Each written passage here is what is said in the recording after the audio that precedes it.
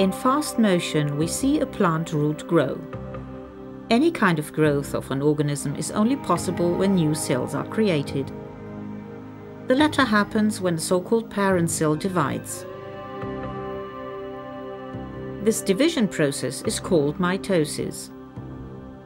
To begin with, a nuclear division must take place so that identical cells may be produced. The entire genetic information is located within the nucleus and must be completely transferred to the new cells. Under the microscope, we can follow the process. The oblong particles are the chromosomes. First of all, they align themselves in a line and are pulled to the opposite ends of the nucleus after their division.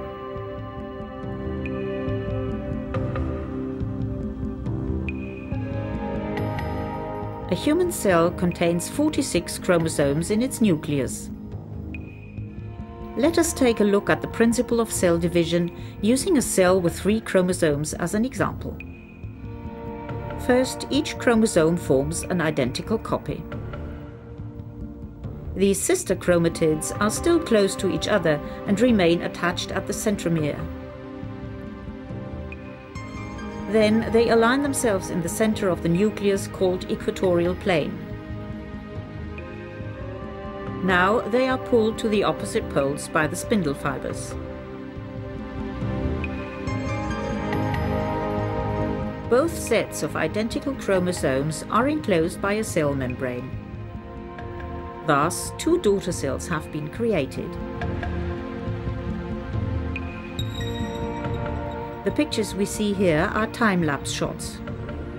The process of mitosis, in which 2 entirely identical cells, which are also identical to the parent cell, are created during division, is very strictly regulated.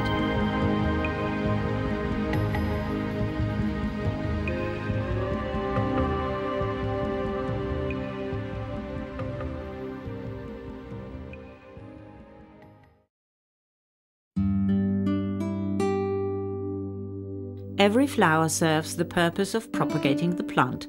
Its male parts are the stamens containing the pollen.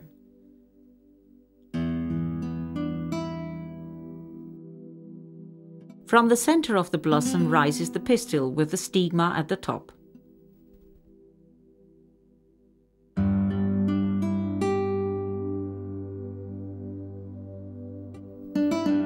At the lower end of the pistil there is the ovary, where the female egg cells await pollination. The transfer of the male pollen onto the stigma of the pistil is performed by insects or the wind. However, the male sperm cells and the female egg cells, no matter whether of plant, animal or human, are special cells. Their multiplication is different from the mitosis of the body cells. It is referred to as a maturation or reduction division, or as meiosis. In the process, the zygotic chromosome number is reduced to half, so that when sperm and egg merge, the species-specific chromosome constancy is maintained. Let us look at this using a cell with 4 chromosomes as an example.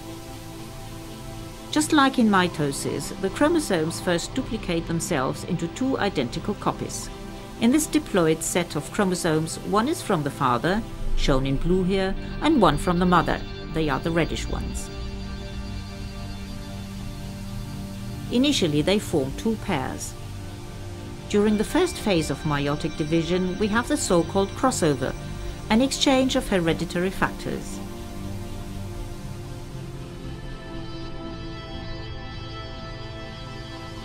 This recombination of versions of genes, alleles, is, besides the reduction of the number of chromosomes, a further important function of meiosis.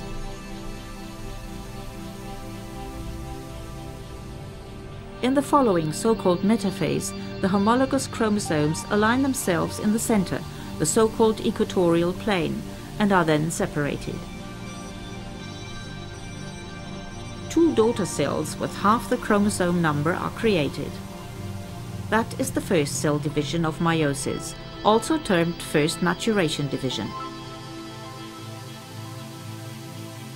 After a further arrangement in the equatorial plane, the second maturation division follows. Here a separation of the chromatids occurs. That means the two identical split halves of a chromosome, also called sister chromatids, are distributed between the newly created daughter nuclei. 4 individual haploid germ cells are produced, which contain one set of chromosomes each. Now these are ready for sexual reproduction.